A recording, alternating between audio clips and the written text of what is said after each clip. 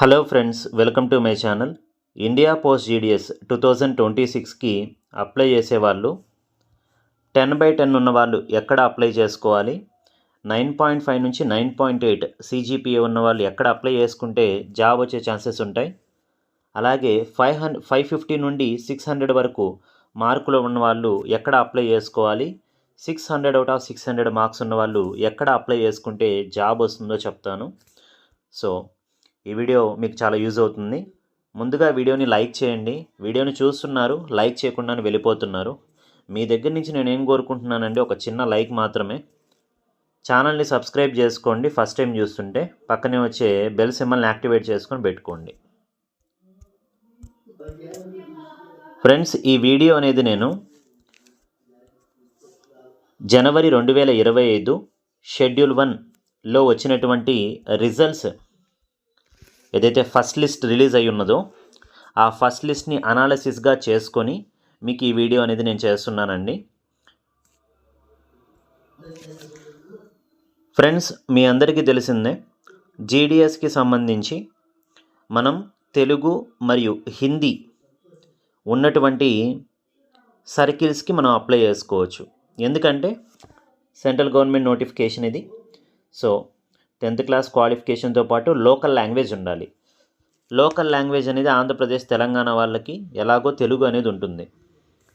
మరి ఆంధ్రప్రదేశ్ తెలంగాణలో పెట్టుకుంటే మనకి జాబ్ వస్తుందా అంటే మార్కులు 600కి 600 ఉంటే కానీ రావట్లా. ఒక్కొక్కసారి 600కి 600 ఉన్న వాళ్ళకి కూడా రావట్లా. 10/10 ఉన్నా కూడా ఆంధ్రప్రదేశ్ తెలంగాణలో సెలెక్ట్ అవ్వట్లేదు చాలామంది. సో మరి ఏం చేయాలి? పక్క రాష్ట్రాలకు అప్లై చేసుకోవాలి. పక్క రాష్ట్రాల్లో ఎక్కడ అప్లై చేసుకోవాలి? సో అందరూ నార్త్ ఈస్ట్ అంటారు. నార్త్ ఈస్ట్లో మళ్ళీ ఈ లోకల్ లాంగ్వేజ్ అనే గొడవ ఉంది కదా. సో అరుణాచల్ ప్రదేశ్లో పెట్టుకుందామంటేనేమో అక్కడ లోకల్ లాంగ్వేజ్ అడుగుతున్నారు. మేఘాలయలో పెట్టుకుందామంటేనేమో అక్కడ గారో అని, అలాగే ఖాసీ అనేసి ఆ లోకల్ లాంగ్వేజ్ అడుగుతున్నారు. సో ఇక్కడ మనకి నార్త్ ఈస్ట్లో రెండు చోట్లు ఉన్నాయి. నాగాల్యాండ్ ఒకటి, అక్కడ హిందీ లేదా ఇంగ్లీషు ఇదొకటి. తర్వాత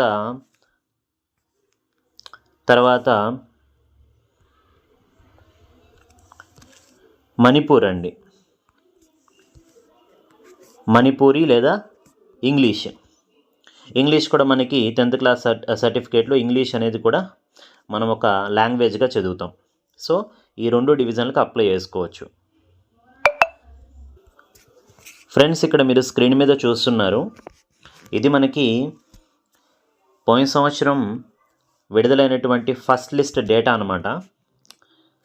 సో అక్కడ మీరు చూసుకుంటే ఇక్కడ మీరు నాగాల్యాండ్ డివిజను, మణిపూర్ డివిజనే చూడండి, మిగతా వదిలేసేయండి ఎందుకంటే వాటికి లోకల్ లాంగ్వేజ్లు ఉండాలి. సో ఇక్కడ మీరు చూసుకుంటే ఫస్ట్ లిస్ట్ గమనిస్తే అన్రిజర్వ్డ్ కేటగిరీలో 95 నుంచి 97% ఉన్నవాళ్ళు సెలెక్ట్ అవుతున్నారు. సో ఇక్కడ ఎవరికైతే 95 నుంచి 97% ఉందో వాళ్ళు అన్రిజర్వ్డ్ కేటగిరీ కింద మణిపూర్ డివిజన్లో సెలెక్ట్ కావడం జరిగింది. సో మీకు కానీ 10/10 ఉన్నాయనుకోండి, 10/10 అంటే 95% అని. సో ఆంధ్రప్రదేశ్లో పెట్టుకుంటే వస్తే రావచ్చు, లేకపోతే లేదు. బట్ ఇటు సైడ్ వెళ్తే మాత్రం వచ్చేటటువంటి ఛాన్సెస్ అయితే ఉన్నాయి. ఓకేనా, అన్రిజర్వ్డ్ కేటగిరీలో. అదే ఓబీసీ చూడండి, ఓబీసీ అయితే 93 నుంచి 95% అంటే 93 నుంచి 95% రేంజ్లో ఉన్న వాళ్ళందరూ సెలెక్ట్ అయ్యారనమాట ఓబీసీ నుంచి.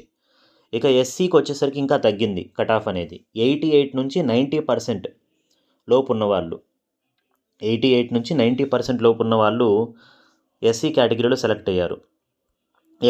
ఎస్టీ వచ్చేసి ఇంకా తగ్గింది, 85 నుంచి 88%కి వచ్చేసింది అనమాట.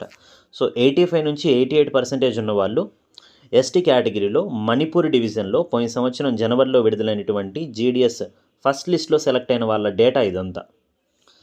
ఓకేనా, నెక్స్ట్ చూడండి, నాగాల్యాండ్కి సంబంధించి కూడా అదే రేంజ్లో ఉన్నారు. ఓకేనా, నాగాల్యాండ్కి సంబంధించి కూడా అదే రేంజ్లో అయితే ఉండడం జరిగింది. సో ఇక్కడ మీరు చూస్తున్నారు స్క్రీన్ మీద, ఇది మనకేంటంటే మణిపూర్ అండ్ నాగాల్యాండ్ డివిజన్స్కి సంబంధించి ఫస్ట్ లిస్ట్లో సెలెక్ట్ అయినటువంటి లోయెస్ట్ మార్క్స్కి సంబంధించినటువంటి డేటా అనమాట.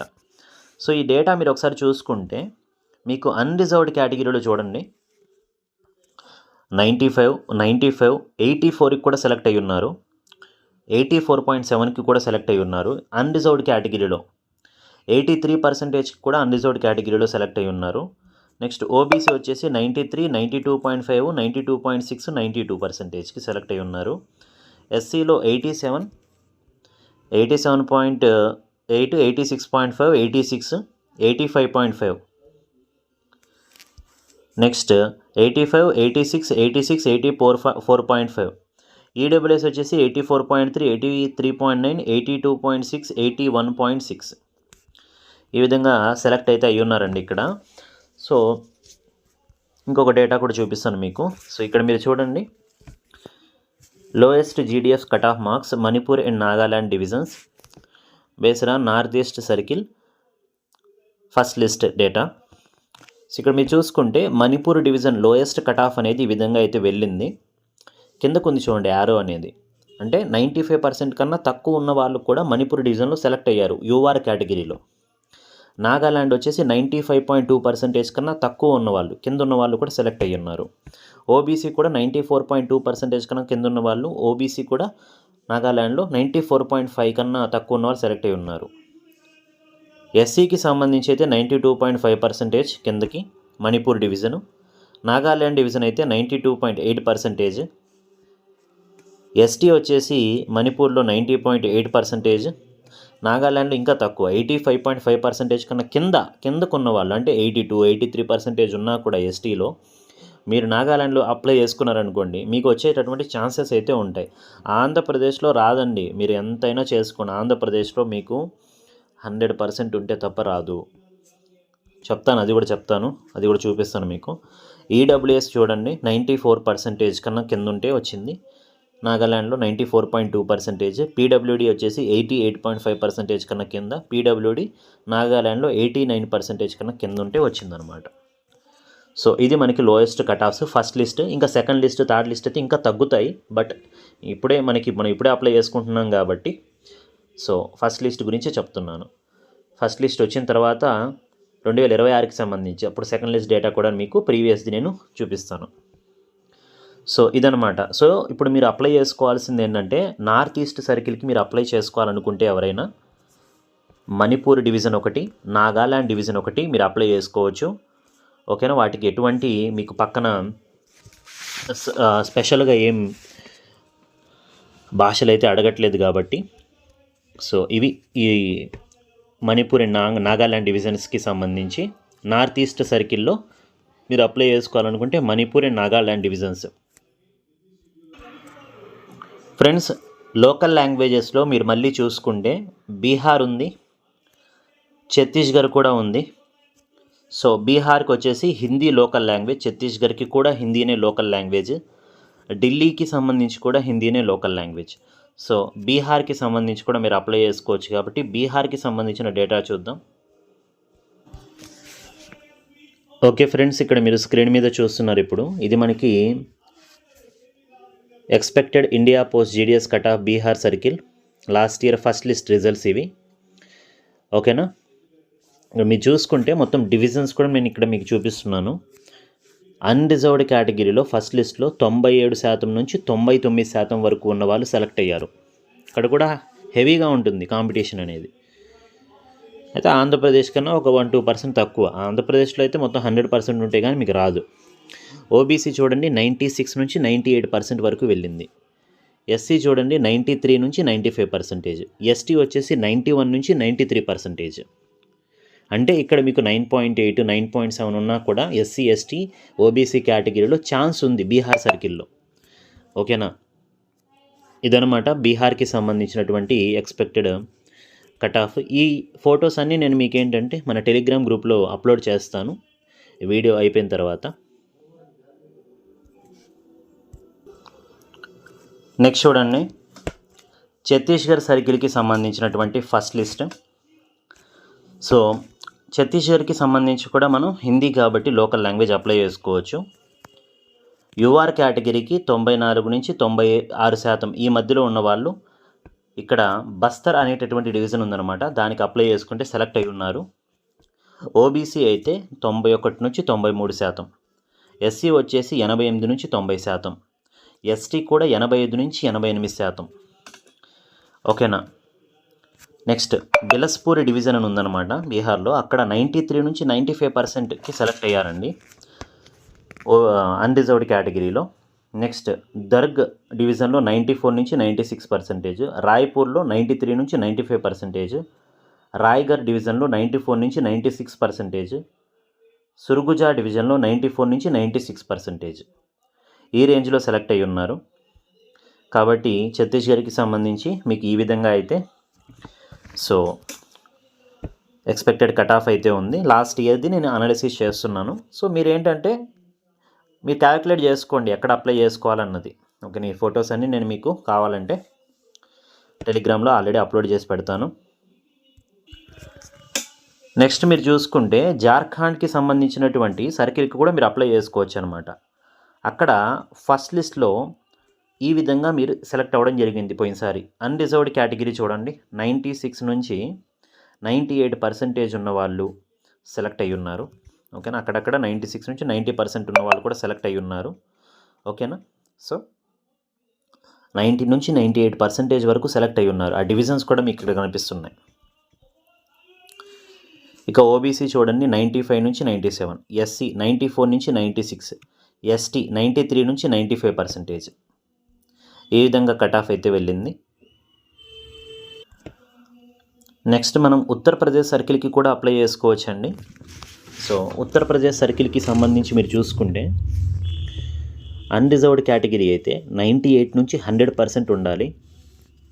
ఓబీసీ అయితే 97 నుంచి 99%, ఎస్సీ వచ్చేసి 95 నుంచి 97%, ఎస్టీ కూడా 93 నుంచి 95%. ఇక్కడ తగ్గింది ఎస్టీ అనేది 93 నుంచి 95, ఈడబ్ల్యూఎస్ 96 నుంచి 98%, పీడబ్ల్యూడి 90 నుంచి 93%.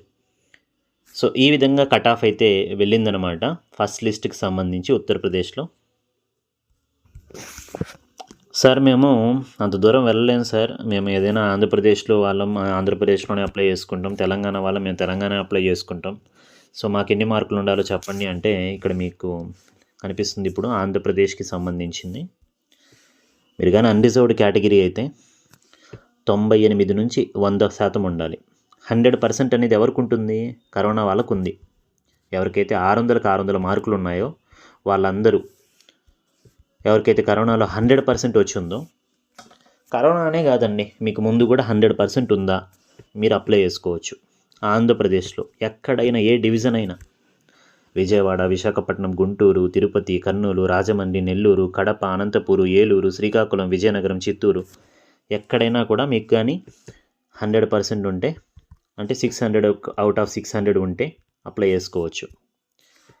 ఓబీసీ అయితే 97 నుంచి 99% వరకు ఉండాలి. ఎస్సీ అయితే 94 నుంచి 96% వరకు ఉండాలి. ఎస్టీ అయితే 91 నుంచి 94%, ఈడబ్ల్యూఎస్ అయితే 96 నుంచి 98%, పీడబ్ల్యూడి అయితే 88 నుంచి 92% వరకు ఉండాలి. ఈ రేంజ్లో మీకు మార్క్స్ ఉన్నాయా మీరు ఆంధ్రప్రదేశ్లో అప్లై చేసుకోవచ్చు. ఓకేనా, కాబట్టి ఎవరికైతే 600కి 600 మార్కులు వచ్చి ఉన్నాయో 100% 10th క్లాస్లో ఉందో వాళ్ళ ఆంధ్రప్రదేశ్కి కళ్ళు మూసుకొని అప్లై చేయండి, ఖచ్చితంగా వస్తుంది. ఒకటి ఏజ్ తక్కువ ఉంటే రాదు, మళ్ళీ చెప్తున్నాను, ఏజ్ కొంచెం ఉండాలన్నమాట. సో అది. తెలంగాణ గురించి చెప్పండి సార్ అంటే తెలంగాణకి సంబంధించి కూడా అండి ఆదిలాబాద్ డివిజన్ అయినా, హైదరాబాద్ సిటీ డివిజన్ అయినా, హైదరాబాద్ సౌత్ ఈస్ట్ డివిజన్ అయినా, కరీంనగర్, ఖమ్మం, ఇక్కడ ఇచ్చినటువంటి డివిజన్ లిస్ట్ ఇచ్చాను మీకు. ఏదైనా కూడా అన్రిజర్వ్డ్ అయితే 98 నుంచి 100%, ఓబీసీ అయితే 97 నుంచి 99%, ఎస్సీ 95 నుంచి 97%, ఎస్టీ 93 నుంచి 95%, ఈడబ్ల్యూఎస్ 96 నుంచి 98%, పీడబ్ల్యూడి 90 నుంచి 93%. ఈ రేంజ్లో ఉంటే మీరు తెలంగాణ సర్కిల్కి అప్లై చేసుకోవచ్చు. సో దీనికన్నా మాకు తక్కువ మార్కులు ఉన్నాయి సార్ అంటే నేను ఇందాక చెప్పాను కదా, ఏంటిది, నార్త్ ఈస్ట్లో ఉన్నటువంటి మణిపూర్ అయినా, నాగాల్యాండ్ అయినా, తర్వాత బీహార్, ఛత్తీస్గఢ్, జార్ఖండ్, ఈ సర్కిల్స్కి మీరు అప్లై చేసుకోండి. ఓకేనా, వీటికి సంబంధించినటువంటి వీడియో మీరు వెనక్కి వెళ్ళి మళ్ళీ ఇంకొకసారి చూడండి. వాటికి సంబంధించి ఈ ఫొటోస్ కూడా నేను మీకు మన టెలిగ్రామ్లో పోస్ట్ చేసి పెట్టేస్తాను.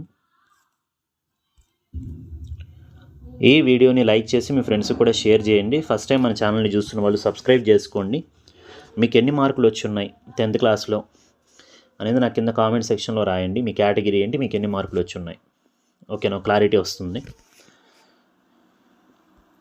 ఓకే ఫ్రెండ్స్, ఈ వీడియోని లైక్ చేసి మీ ఫ్రెండ్స్కి కూడా షేర్ చేసేయండి. వాట్సాప్లో, టెలిగ్రామ్ గ్రూప్స్లో. ఛానల్ని సబ్స్క్రైబ్ చేసుకోండి. పక్కనే వచ్చే బెల్ ఐకాన్ యాక్టివేట్ చేసుకొని పెట్టుకోండి. జాగ్రత్తగా ఆచితూచి ఏదైనా ఒక సర్కిల్ ఒక డివిజన్కి మాత్రమే మనం అప్లై చేసుకోవాల్సి ఉంటుంది కాబట్టి సో మొత్తం డిసైడ్ చేసుకుని అప్లై చేసుకోండి. తొందరపడి అప్లై చేసుకుంటే మళ్ళీ చేంజ్ చేసుకోవడానికి ఉండదు. Thank you.